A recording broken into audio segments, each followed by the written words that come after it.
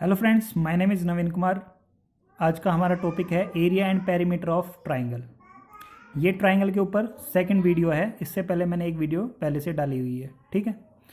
तो ये second video में हम area and perimeter of triangle के बारे में चर्चा करेंगे, ठीक है। ट्राइंगल क्या होता है? 3 साइडेड क्लोज फिगर होती है। जैसे ए बी, बी सी और सी ए इसकी 3 साइड्स हैं। जैसे मैंने इसकी साइड्स को दिखा रखा ए बी और सी, ठीक है।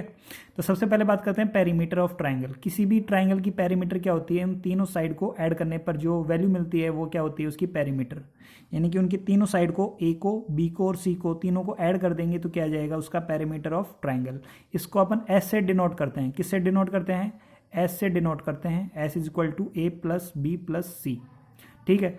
अब बात करते हैं सेमी पेरीमीटर। कौन सी टर्म आ गई? Semi perimeter. सेमी का मतलब होता है हाफ, यानी कि जो पेरीमीटर है उसका हाफ कर देंगे तो क्या आ जाएगी? सेमी पेरीमीटर आ जाएगी। अब आगे चलते हैं। अगर मान लो ए बी और सी, ए बी और सी तीनों इक्वल हैं, A is equal to B equal to C, तो ये कौन सी कंडीशन हो गई? इक्विलैटरल ट्राइंगल की कंडीशन हो गई। यानी कि इक्विलैटरल ट्राइंगल में क्या होता है? तीनों साइड क्या होती हैं? इक्वल होती हैं। तो उस केस में पेरीमीटर क्या होगी? Perimeter of equilateral triangle. Perimeter of equilateral triangle कितना आ जाएगा? 3 इंटू ए, यानी 3 इंटू साइड आ जाएगा, ठीक है। 3 मल्टीप्लाई साइड। अब बात करते हैं ये वाली, if a is equal to b और नॉट इक्वल टू सी, यानी कि यहाँ पे दो साइड क्या है? आपस में इक्वल है। तो जिसमें दो साइड इक्वल होती हैं उस ट्राइंगल को क्या बोलते हैं? Isosceles triangle. उस ट्राइंगल को क्या बोलते हैं? Isosceles triangle. यहाँ पे दो साइड इक्वल हैं, यहाँ पे दो साइड इक्वल हैं, और ये तीसरी वाली साइड क्या है? नॉट इक्वल है इन दोनों साइड के। तो ये कौन सा ट्राइंगल हो गया? Isosceles triangle. Isosceles triangle. तो उस केस में पेरीमीटर क्या हो जाएगी? 2a, a plus A 2a plus C, ठीक है। अब आगे चलते हैं एरिया ऑफ ट्राइंगल।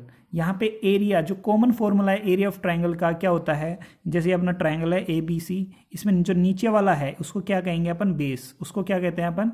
बेस। और जो ये हाइट है, जो इसकी हाइट है उसको क्या कहते हैं? एल्टीट्यूड। एल्टीट्यूड कह दो या फिर हाइट कह दो, बात एक ही है। तो फॉर्मूला क्या जाएगा एरिया ऑफ ट्राइंगल का? एरिया ऑफ ट्राइंगल का फॉर्मूला क्या जाएगा? 1/2 multiply base into altitude. Base into altitude formula आ जाएगा, ठीक है।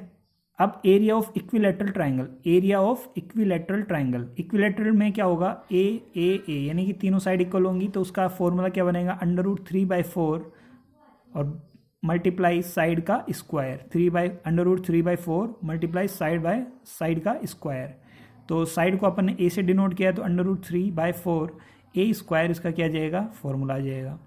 अब बात करते हैं area of right angle triangle. Right angle triangle अपना ये होता है, तो नीचे वाली साइड क्या आएगी? हमेशा बेस, और जो परपेंडिकुलर साइड रहेगी, जो परपेंडिकुलर साइड है उसको क्या बोल देंगे अपन? हाइट।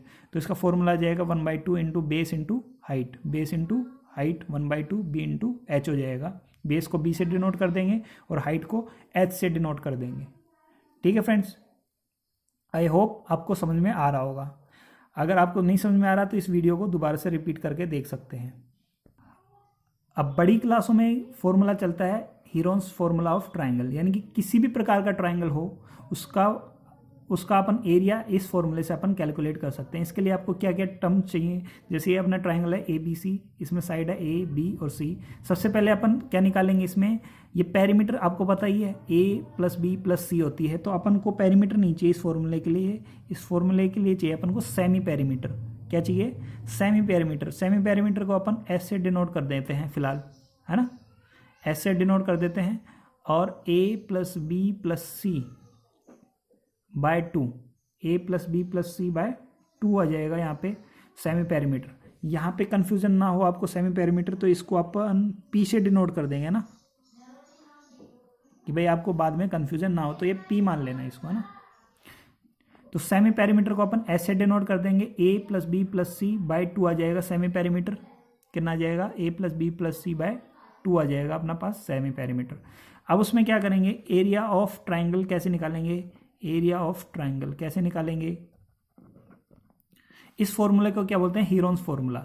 ये फॉर्मूला क्या है? √S bracket S minus A, फिर ब्रैकेट क्लोज, फिर bracket open S minus B, bracket close, bracket open S minus C. तो ये अपने पास फॉर्मूला है एरिया ऑफ ट्राइंगल। अपन इस फॉर्मूले से किसी भी प्रकार का ट्राइंगल हो उसका अपन एरिया कैलकुलेट कर सकते हैं। उसके लिए अपन को बस उसकी तीनों साइड चाहिए, ठीक है, उसकी हाइट नहीं चाहिए होती है इस फॉर्मूले में। अब कुछ important terms related two triangles भी पढ़ लेते हैं। ये टॉपिक, ये इन टर्म्स को मैंने पिछली वीडियो में कवर नहीं किया था, तो इस वीडियो में अपन इसको कवर कर लेते हैं। बात करते हैं इन सर्किल क्या होता है, इन सेंटर क्या होता है, सरकम सेंटर क्या होता है, सेंट्रोइड क्या होता है और ऑर्थो सेंटर क्या होते हैं। ये ट्राइंगल से रिलेटेड टर्म है। इसमें इन सर्किल क्या होगा, तो इन सर्किल क्या होता है, सबसे पहले बात करते हैं इन सेंटर क्या होता है। तो इन सेंटर कब बनता है, जब अपन तीनों ट्राइंगल के जो एंगल हैं, ट्राइंगल के जो तीनों एंगल हैं उनके अगर अपन बाइसेक्टर, एंगल बाइसेक्टर बनाएं। ये एंगल बाइसेक्टर है, एंगल ए का, है ना, ये एंगल ए का बाइसेक्टर है। ये ए बी सी एक ट्राइंगल है। यहाँ पे अपन क्या बना रहे हैं, एंगल बाइसेक्टर, यानी कि इस वाले एंगल को, ये जो लाइन है ए डी मान लेते हैं, जो लाइन है ए डी, इस एंगल ए का क्या है, एंगल बाइसेक्टर है, ठीक है। अब ऐसे ही ए को लाइन खींचते हैं एंगल बी के लिए, ए बी ई क्या है, यहाँ पे एंगल बी का बाइसेक्टर है। बाइसेक्ट का मतलब इसको आधे पार्ट में इसको काट रही है। अगर मान लो ये पूरा एंगल, ये वाला पूरा एंगल 40 का है, तो ये लाइन इसको 20-20 के दो समान भागों में बांट देगी। ऐसे ही एंगल बी को भी बी ई लाइन समान भागों में बांट रही है, तो ये भी इसका क्या हुआ, एंगल बाइसेक्टर। ऐसे ही तीसरा बाइसेक्टर कहाँ से आएगा, ऊपर से आएगा। ये हो गया एंगल बाइसेक्टर। तो ये तीनों एंगल बाइसेक्टर जहाँ पे मिलते हैं, तीनों एंगल बाइसेक्टर, है ना, यहाँ पे है एंगल बाइसेक्टर। कौन कौन से एंगल बाइसेक्टर, एक तो है ए डी, फिर दूसरा है बी ई और तीसरा है सी एफ मान लेते हैं। तीसरा एंगल बाइसेक्टर कौन सा है, सी एफ है। तो तीन एंगल बाइसेक्टर हो गए, ए डी, बी ई और सी एफ। ये तीनों क्या है, एंगल बाइसेक्टर हैं। और ये तीनों एंगल बाइसेक्टर जहाँ पे मिलते हैं उस सेंटर को क्या बोलते हैं अपन, इन सेंटर। क्या बोलते हैं अपन, इन सेंटर। ये जहाँ पे आके मिलते हैं, इस सेंटर को क्या बोलेंगे, इस पॉइंट को क्या बोलेंगे, आई से डिनोट कर देंगे और इसको इन सेंटर कहेंगे। अब इस आई से जो यहाँ पे एक सर्किल बनेगा,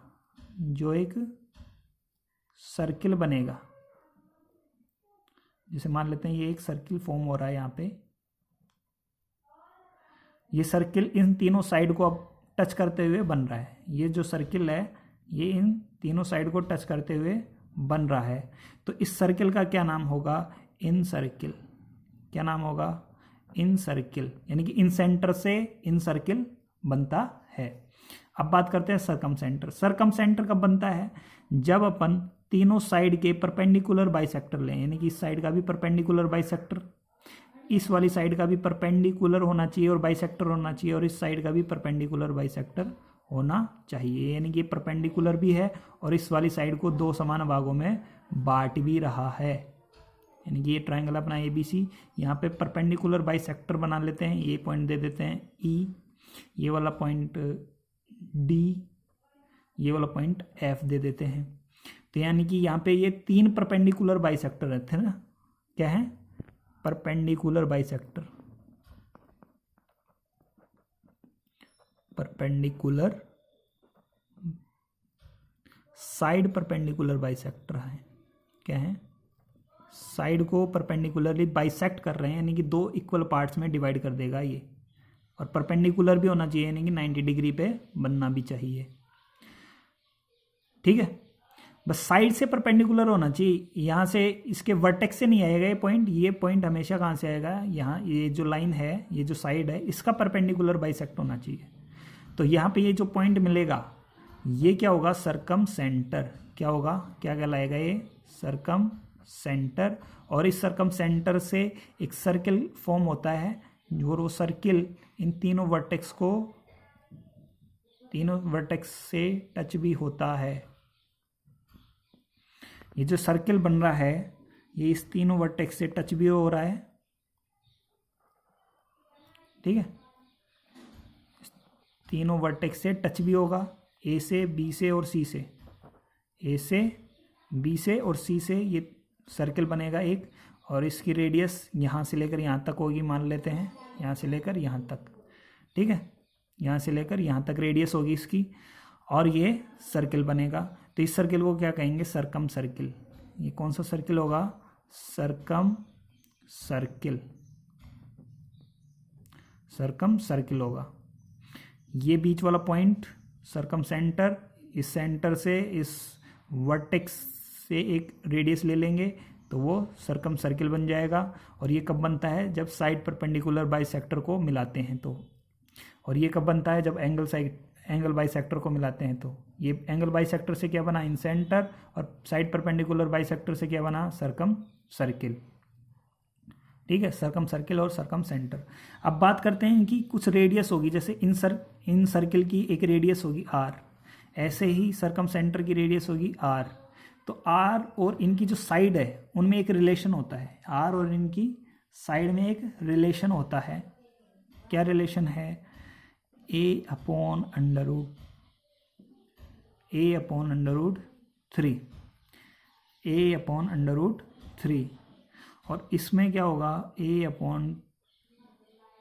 इसमें तो आएगा 2 अंडर रूट 3 और इसमें आएगा अंडर रूट 3। ठीक है, r equal to a upon under root 3 और इसमें आएगा a अपॉन 2 अंडर रूट 3। ठीक है, तो इन सेंटर और ऑर्थो सेंटर में रिलेशन भी आप देख सकते हैं कि जो सरकम सर्किल की जो रेडियस है, जो सरकम सर्किल की रेडियस है वो जस्ट डबल है किससे? रेडियस ऑफ इन सर्किल से। ठीक है, अब बात करते हैं सेंट्रोइड की और ऑर्थो सेंटर की। सेंट्रोइड कब बनता है? जब ये तीनों मीडियन आपस में मिल जाती है। मीडियन क्या होती हैं? ऐसी लाइन वर्टेक्स से खींची गई, किसी भी वर्टेक्स से खींची गई सामने वाली साइड पर ऐसी लाइन जो सामने वाली साइड को दो समान भागों में विभाजित करती है। जैसे यहाँ से भी एक लाइन खींच दो, यहाँ से भी एक लाइन खींच दो, तो यानी कि ये भी इक्वल पार्ट्स में इनको डिवाइड करेगी। ठीक है, नाम देते हैं A B C D E और एफ। तो ए डी बी एफ और सी ई क्या है? यहाँ पे मीडियंस हैं, यहाँ पे मीडियंस कौन कौन सी हैं? ए डी है, बी एफ और सी ई।